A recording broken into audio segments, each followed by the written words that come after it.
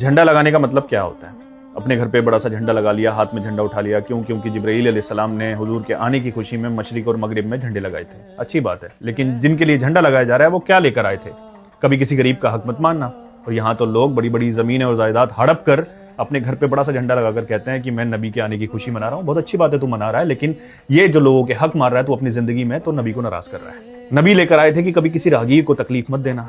तो अगर खेतों पर निकलो ना तो लोगों ने रास्ते काट काट कर अपने खेत बनाए हुए हैं, और जब गलियों में आओ तो लोगों ने अपने घर की सीढ़ियां रास्तों में बनाई हुई हैं।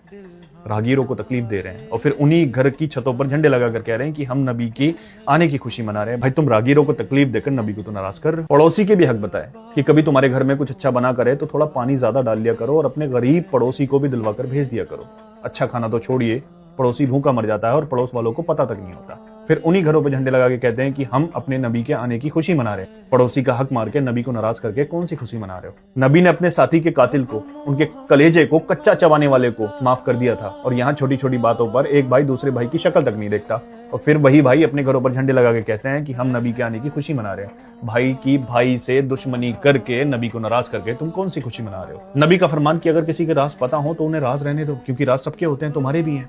लेकिन राज तो छोड़िए, लोग झूठी तोहमतें सरेआम लगाते हैं और फिर जाकर अपने घरों पर झंडे लगाकर कहते हैं कि हम नबी के आने की खुशी मना रहे हैं। किसी पर झूठी तोहमतें लगाकर नबी को दुखी करके कौन से उनके आने की खुशी मना रहे हो? नबी का फरमान है कि माँ बाप को उफ तक नहीं करना है। उफ तो छोड़िए, माँ बाप को मारते भी हैं कुछ जालिम लोग।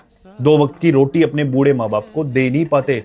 उनके माँ बाप अपने लिए खाना अपने कांपते हुए हाथों से बनाते हैं, फिर उन्हीं घरों पे अपने झंडे उनकी औलादे लगाकर कहती हैं कि हम नबी के आने की खुशी मना रहे हैं। तो भाई, माँ बाप को सताकर, उन्हें दुख देकर, नबी को नाराज करके तुम नबी के आने की कौन सी खुशी मना रहे हो? नबी का ऐसा किरदार कि जब बोले तो फूल बरसते थे, जब बात सच्चे की जाए तो मोहम्मद जैसा सच्चा, जब बात अमानतदार की जाए तो मोहम्मद जैसा अमानतदार। और हम अमानत में खयानत करके लोगों की अपनी जुबान से सीने छल्ली करके बड़ी शान से झंडा उठाकर कहते हैं कि हम अपने नबी के आने की खुशी मना रहे हैं। बिल्कुल उठाओ झंडे, हाथों में उठाओ, अपने घरों में झंडे लगाओ, लेकिन उससे पहले ये तो देखो कि जिसके लिए झंडे लगा रहे हैं वो लेकर के आए थे, वो किस बात से राजी होंगे।